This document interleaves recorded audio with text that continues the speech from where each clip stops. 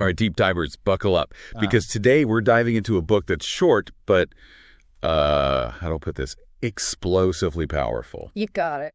The book of Obadiah, folks. Shortest book in the Hebrew Bible, but trust me, it's a wild ride. No kidding. Obadiah packs a punch.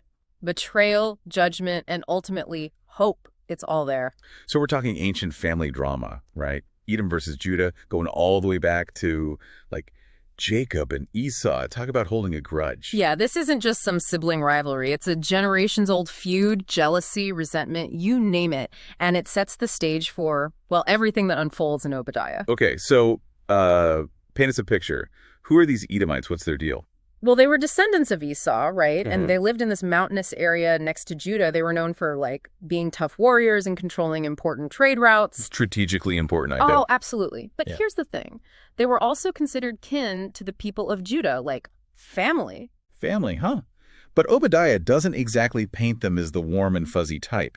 He goes hard, calling them out for being arrogant, boastful, almost like they enjoyed being cruel. What gives? Well, Obadiah is really zeroing in on one event, the fall of Jerusalem. He basically accuses the Edomites of not only watching as their brothers got attacked, but actually, like, joining in the looting and destruction. Seriously, they teamed up with the enemy. Yeah, it's brutal. A complete betrayal of family, loyalty, everything. And Obadiah uses some pretty strong language to make sure we get how awful it was. Like what? Give us some of the juicy details. How does he describe it? Okay, so picture this. He compares Edom's pride to an eagle, right? Soaring up high, nesting among the stars. Wow. It's a powerful image. They think they're invincible, untouchable. High up on their mountain, looking down on everyone. Exactly, and that's what Obadiah is trying to, like, shatter. He's saying, you might think you're safe up there, but no one escapes divine justice. And that's where the day of the Lord comes in, right? Bingo.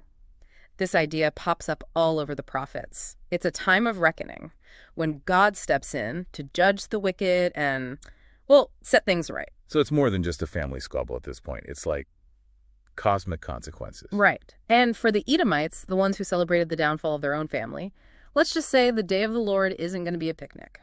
So what happens? What does Obadiah say is coming for them? It's not pretty. Let me just say, Obadiah doesn't hold back. He uses some seriously intense imagery to describe Edom's fate. Like a fire that just consumes everything. Cities destroyed, fields wiped out, their whole legacy erased. No kidding. So no chance of a lighter sentence, maybe some community service for, a few millennia. Not a chance. Obadiah is pretty clear. Edom deserves complete and utter destruction. And it's not even just about, like, punishment. It's about accountability, They chose to side with the enemies of God's people, and those choices have consequences. Right. So there's a moral side to this judgment. It's not just about revenge. It's about maintaining some kind of cosmic balance. Exactly. Obadiah is laying down the law. Actions have consequences. Not just in this life, but in the grand scheme of things. It's a powerful message. Definitely some heavy stuff. But hey, even with all this talk of fire and brimstone, isn't there a glimmer of hope in there somewhere? What about Judah? What happens to them? Yes. Now, here's where things get really interesting. While Edom faces total annihilation, Judah, even though they've been through a lot, they're promised a glorious restoration. So they go through the ringer, but come out stronger on the other side. More than just stronger. Obadiah envisions a future where they not only return from exile, but actually expand their territory. They reclaim their lost land and even take control of areas that used to belong to, you guessed it, Edom. So it's like a total reversal of fortune, a divine comeback story. Precisely. And this restoration isn't just about material possessions or political power. It represents something much deeper, a spiritual renewal. A return to a right relationship with God. So the land, the power, the return from exile, it's all symbolic of something bigger, like a spiritual homecoming. Exactly. And it's a homecoming that involves not just the physical land, but also the gathering of all those who were scattered and exiled. Oh, right, like that theme of regathering that we see so often in the prophets. God's people, reunited from all corners of the world. Absolutely. It's a powerful testament to God's love and faithfulness. No matter how far his people have strayed, no matter how scattered they become, he promises to bring them back. But this restoration, it's not just about going back to the way things were before, right? Yeah. It feels like something new is being created, something even greater. You're picking up on something important. Obadiah hints at a transformation, a renewal that goes beyond simply fixing what was broken. Mhm. He talks about the establishment of God's kingdom on Mount Zion, a vision of a world where justice reigns and God's will is done. So it's like a glimpse into a perfect future, transformed by God's power. But what does this all mean for us, living thousands of years later? How can we connect with this ancient story, with the betrayal, the judgment, and the restoration on a personal level? Yeah. It's easy to read Obadiah and think, like, okay, intense story, but what's it got to do with me? Right. That's the big question, isn't it? But honestly, I think the themes in Obadiah, they're surprisingly relevant to our lives even today.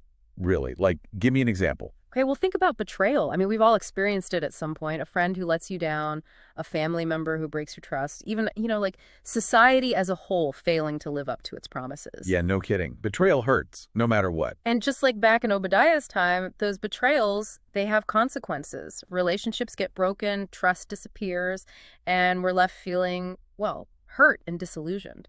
True. But Obadiah doesn't just leave us hanging there, right? With all that pain. There's that message of hope, with the promise of Judah's restoration. Exactly. And that's where I think we can find some real encouragement. No matter how badly we've been hurt, no matter how broken we feel, there's always a chance for healing, for renewal. So it's about finding a way to move on, to rebuild, to become whole again, even after something terrible happens. Yes.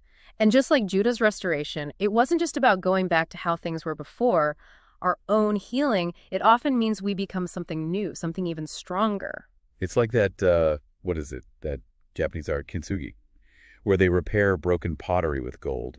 The cracks become part of the beauty. Perfect analogy. Our own brokenness, the things we've been through, they can become part of our story. They can make us deeper, more resilient people. But Obadiah, he doesn't just talk about personal restoration, right? He goes bigger. Mm-hmm. He talks about God's kingdom being established, Yeah. a time when justice and righteousness win out. And that's a vision that should inspire us, I think, to work for positive change in the world. If we see injustice, oppression, we can't just stand by. We have to speak up, take action, be part of the solution. So it's about taking those experiences, the betrayals, the judgments, even the restorations, and using them to make the world a better place, more just, more compassionate. Exactly. It's about remembering that we're all part of this bigger story and it's still being written. We can help shape that story, work towards a future where God's kingdom, a kingdom of love and justice, becomes real. That's a great note to end on. Mm-hmm. So as we wrap up our deep dive into Obadiah, I want you to, just sit with these ideas for a bit. Think about the betrayals you've experienced. Where do you see a need for restoration in your own life and in the world around you? And how can you play a part in making that happen? Thanks for joining us on this journey through Obadiah. It might be a short book, but as we've seen, it's full of wisdom and truth that still speaks to us today.